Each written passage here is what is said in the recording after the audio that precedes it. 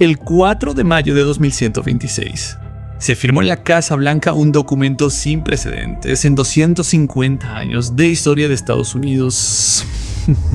La mitad de Internet lo llama la marca de la bestia. No. La otra mitad no lo llama nada. No es nada. Ambas reacciones pasan por alto en la historia real. Hay una palabra en esta proclamación que debe leerse con atención. Cambia toda la conversación. Al final de este video, no podrás dejar de verla. El 4 de mayo de 2026, se firmó en la Casa Blanca un documento sin precedentes en la historia de Estados Unidos.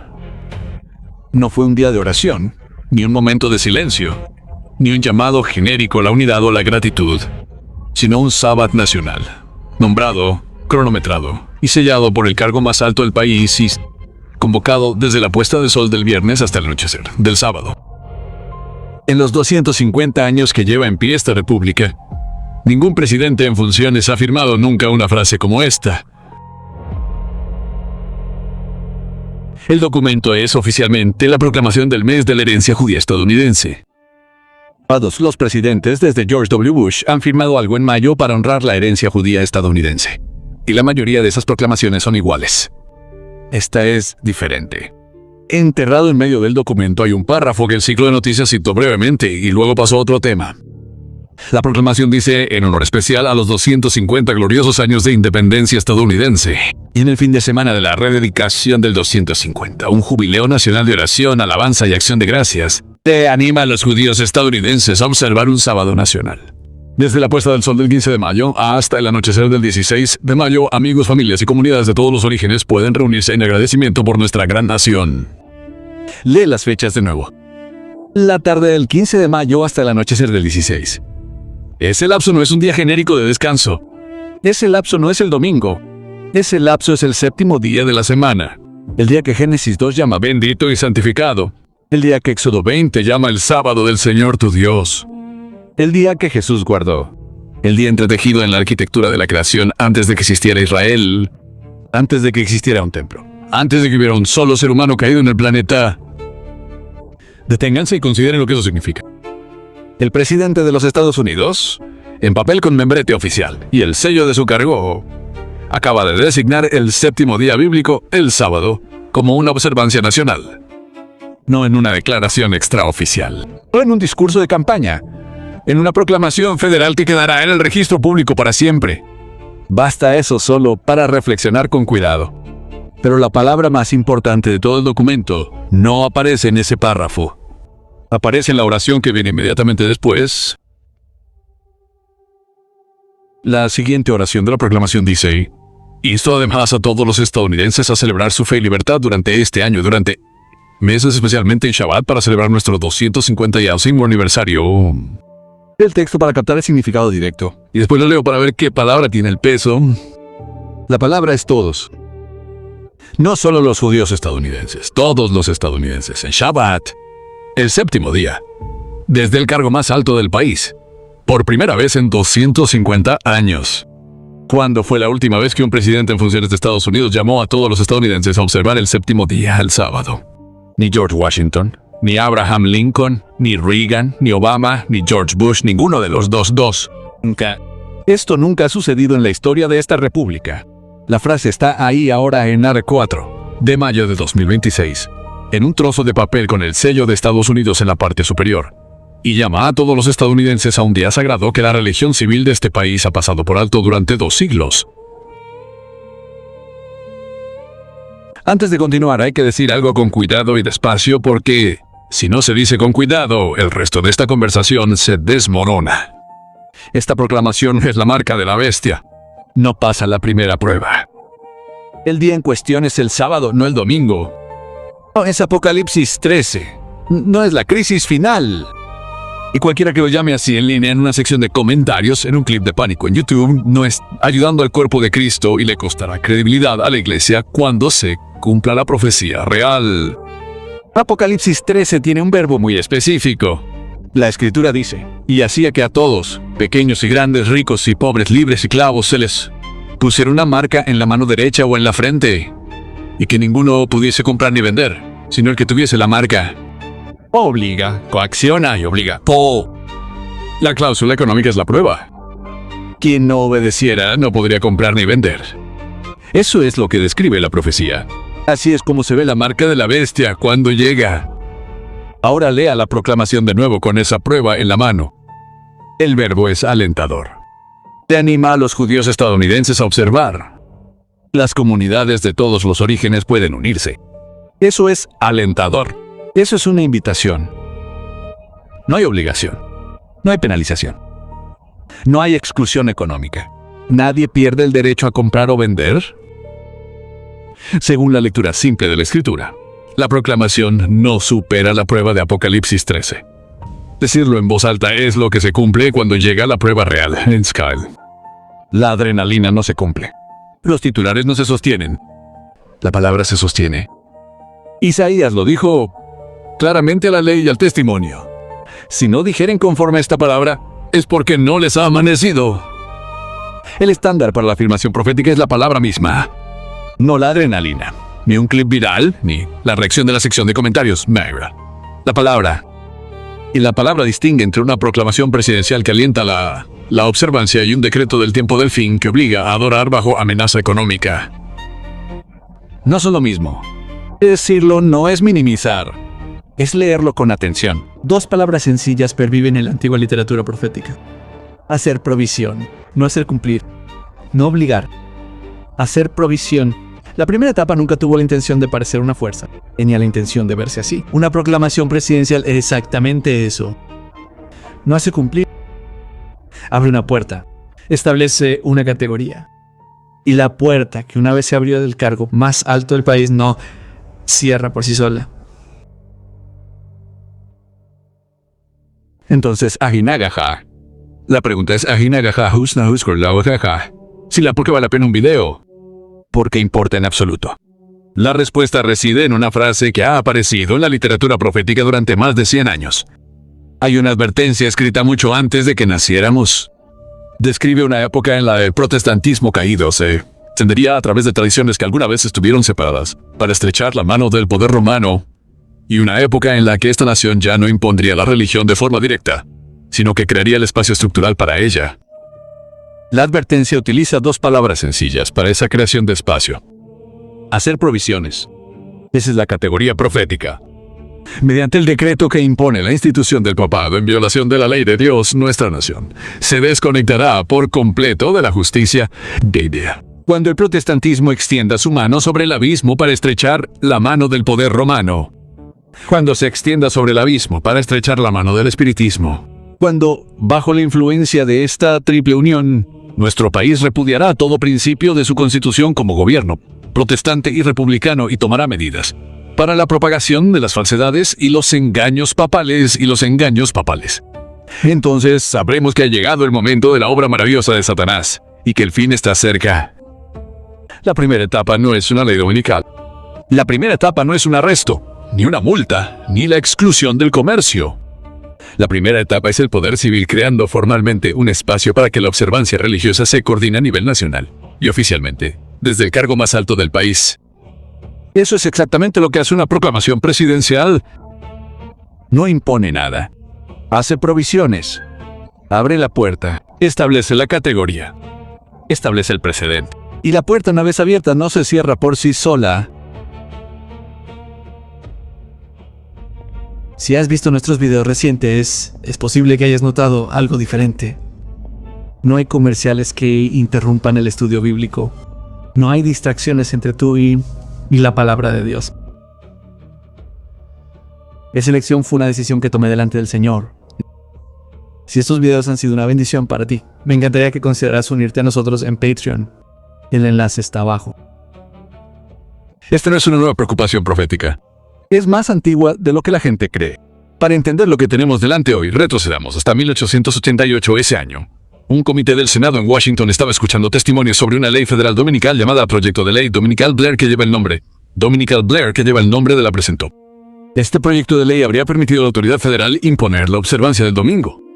Con un nombre de Jones, el hombre argumentó 2 días contra el proyecto de ley basándose en principios fundamentales.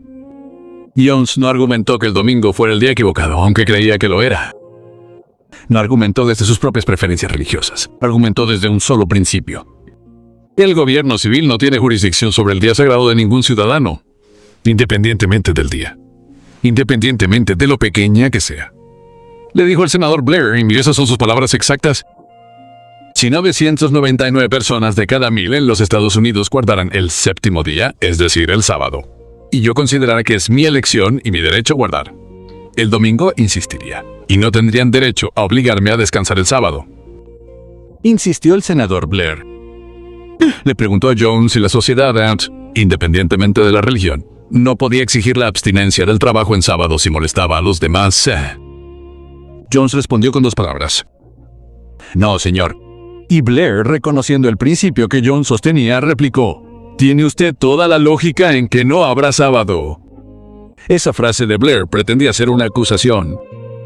Se convirtió en una confesión. Toda la maquinaria de la ley dominical civil se derrumba bajo el principio que Jones defendía ante él. Ahora consideremos el momento. En ese mismo año, 1888, el mismo año en que Jones estaba en la mesa de testigos, se escribió una advertencia profética. Describía el mismo patrón que se estaba desarrollando en esa sala del comité. El gobierno civil creaba un espacio formal para que la observancia religiosa se coordinara a nivel nacional. Una autoridad federal que ya no obligaba directamente al culto, sino que le hacía lugar. La advertencia llamaba a esta etapa por su nombre: hacer provisiones. Misma frase, mismo año, misma lucha. El proyecto de ley contra el que Jones se opuso fracasó. El mecanismo que intentó establecer no se convirtió en ley en 1888, pero la advertencia se escribió en la literatura profética, y el principio se conservó en las transcripciones del Senado. 138 años después, en mayo de 2026, el mismo mecanismo contra el que Jones argumentó y la advertencia de 1888 descrita se ejerció abiertamente no mediante legislación, no mediante ejecución, sino mediante proclamación. En papel con membrete, de la Casa Blanca con el sello de Estados Unidos. El mecanismo es el mismo. El verbo ha cambiado de obligar a alentar, pero ahora la puerta está abierta. Y hay un detalle en esta proclamación que casi nadie que cubra la historia está mencionando. El Shabbat 250 termina el sábado 16 de mayo. La proclamación vincula el Shabbat 250 directamente con un jubileo nacional llamado Rededicate 250. Rededicate 250 es una reunión cristiana programada para el domingo 17 de mayo en Washington, a la que asisten funcionarios republicanos y clérigos cristianos prominentes. Lea la secuencia nuevamente. El sábado se reconoce como un Shabbat nacional. Domingo, un jubileo cristiano enmarcado a nivel federal. Ambos dentro de la misma proclamación. Ambos bajo la misma autoridad ejecutiva. Ambos en el mismo fin de semana de aniversario. El sábado nombrado primero. El domingo posicionado justo después. El puente del reconocimiento del sábado al reconocimiento del domingo no es un desarrollo futuro al que hay que estar atento. Está incorporado en la propia proclamación. El próximo presidente que quiere elevar el domingo por convocatoria federal no necesita inventar un nuevo mecanismo. El mecanismo ahora está sobre el escritorio, firmado y sellado en el registro federal, con un precedente ya establecido. Quien ocupe ese cargo en el próximo mandato o en el mandato posterior puede usar el mismo membrete con la misma autoridad y señalar un día diferente y señalar. Sábado 16 de mayo, domingo 17 de mayo. Misma proclamación, misma autoridad, mismo fin de semana de aniversario. Lee esa secuencia de nuevo antes de que este video continúe.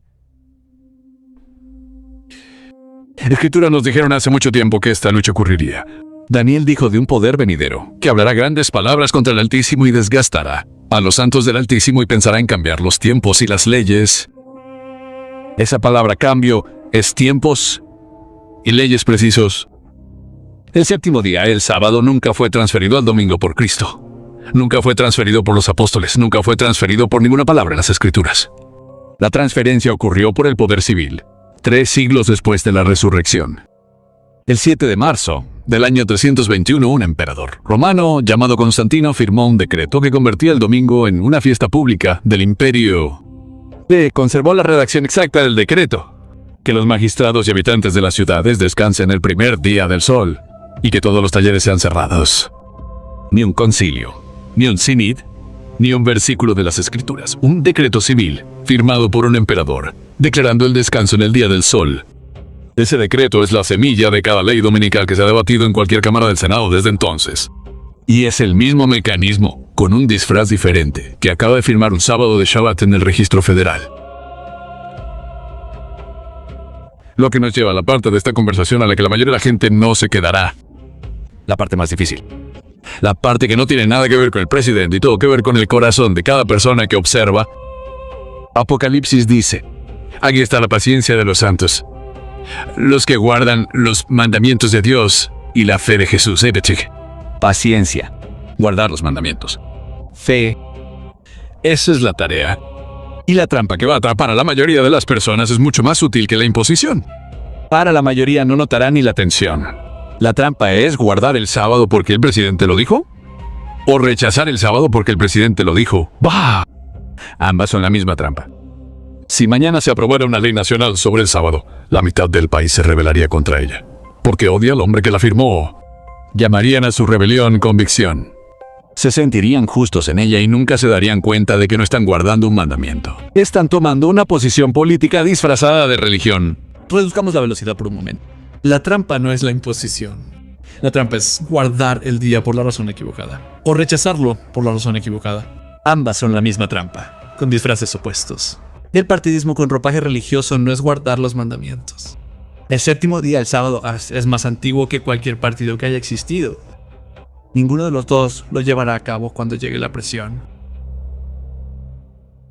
Ese es el séptimo día, el sábado, como arma política por los partidarios de ambos bandos que creen que están honrando a Dios cuando en realidad están honrando a su partido.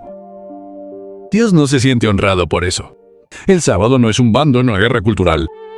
No es una bandera. No es un signo de protesta. No es un voto en contra de una administración ni un voto a favor de una. El creador del cielo y de la tierra los separó al final de la semana de la creación, antes de que hubiera bandos. Génesis dice, y acabó Dios en el séptimo día la obra que hizo, y reposó el día séptimo de toda la obra que hizo. Y bendijo Dios el día séptimo, y lo santificó. Lean esa frase con atención. Bendito santificado. Antes de que existiera Israel, antes de que existiera los judíos, antes de que existiera un templo, una sinagoga, un concilio, un papa, o un presidente, antes de que hubiera un solo ser humano caído en el planeta. El sábado es más antiguo que cualquier institución que haya intentado reclamarlo. Y cuando Jesús caminó por la tierra, no limitó el sábado a una etnia, lo amplió. Marcos registra sus palabras con exactitud. El sábado fue hecho para el hombre y no el hombre para el sábado. No para los judíos, para el hombre, para la humanidad, para la criatura que necesita descansar de su trabajo y un recordatorio semanal de aquel que lo creó. Jesús podría haber restringido el sábado a Israel ese día, si hubiera querido. Eligió lo contrario. Lo extendió a todo ser humano que haya respirado alguna vez. ¿Eso es el sábado? No pertenece a ninguna presidencia. No pertenece a ningún partido. No pertenece a ningún papa. No pertenece a ningún comité. No pertenece a ningún movimiento. No pertenece a ninguna proclamación. Pertenece a Dios. Y la respuesta del creyente el 4 de mayo de 2026 después de la proclamación es exactamente la misma que fue el 3 de mayo, el día anterior. Acuérdate del día de reposo para santificarlo, el séptimo día, porque el Señor lo dijo. Esa es la única razón que se sostiene cuando llega la presión. Cualquier otra razón se derrumba. Y hay algo que vale la pena decir en voz alta, incluso con todo esto sobre la mesa. De todos los días que el más alto cargo de este país podría haber nombrado, de todas las observancias religiosas que podrían haberse elevado al registro federal, el día que llegó a la proclamación no es el domingo, es el séptimo día, el sábado del cuarto mandamiento, el sábado del Edén. En un país donde la observancia del domingo ha dominado la vida religiosa civil durante 200 años, el séptimo día fue nombrado primero. Si el hombre que firmó la proclamación entiende lo que firmó, es otra cuestión. El patrón de cómo Dios obra a lo largo de la historia no depende de si el instrumento humano entiende lo que está haciendo. Ciro no entendió cuando envió a los judíos a casa desde Babilonia. César Augusto no entendió cuando su censo puso a una joven pareja en el camino a Belén. Los soldados romanos que clavaron los clavos no entendieron en qué estaban participando. Dios utiliza instrumentos improbables. Siempre lo ha hecho. Sigue haciéndolo. Y sea lo que sea que esta proclamación llegue a ser, el registro federal ahora contiene una sentencia que llama a cada estadounidense a celebrar su fe en el séptimo día, el sábado. Esa sentencia no será eliminada. Permanecerá en el registro público mucho después de que el hombre que la firmó haya dejado el cargo. Y millones de estadounidenses que nunca pensaron en qué día bendijo Génesis 2 están a punto de leer esas palabras, escuchar esas palabras, preguntar sobre esas palabras. Algunos de ellos abrirán una Biblia por primera vez en años y descubrirán que el día mencionado en la proclamación es el día mencionado en el cuarto mandamiento. Eso no es imposición, esa no es la marca de la bestia. Esa es la providencia de Dios obrando a través del instrumento más extraño posible en el momento más extraño posible para poner su sábado frente a una nación que lo había olvidado. El mismo Dios que usó a un rey pagano para liberar a su pueblo. El mismo Dios que usó un censo romano para posicionar a su hijo. El mismo Dios que usó una cruz romana para salvar al mundo. Sigue obrando, silenciosamente, detrás de los titulares, con propósitos que perdurarán más allá de cada administración. Lo que viene después bíblicamente no es difícil de anticipar. El mecanismo ya está establecido. La categoría está abierta. Estén atentos a los próximos meses. Prepárese a ver a grandes organizaciones cristianas pedir públicamente una proclamación similar en honor al domingo. Fíjense si los gobernadores publican versiones a nivel estatal. Estén atentos a las legislaciones con nombres como Día Nacional de Descanso o Ley de Reconocimiento del Sábado estadounidense o alguna variante patriótica vinculada al 250 del aniversario. El andamiaje legal siempre sigue al andamiaje cultural. Y el andamiaje cultural se acaba de verter el 4 de mayo de 2026. Pero nada de eso es la prueba. La prueba es lo que cada persona hace con lo que ya sabe. El sábado no es un debate que se gana en las redes sociales. El sábado no es una bandera que se planta en una sección de comentarios. Isaías lo llamó una delicia. El santo del Señor, honorable. Un encuentro semanal con el que hizo el cielo y la tierra. Un memorial semanal de dependencia del Creador. La tarea del creyente, antes, durante y después de cada proclamación, es conocer ese día, guardarlo y estar entre aquellos cuya lealtad está establecida mucho antes de que cualquier gobierno decida tomar esa decisión como políticamente inevitable. Y esa es la pregunta que debemos hacernos este fin de semana, este sábado.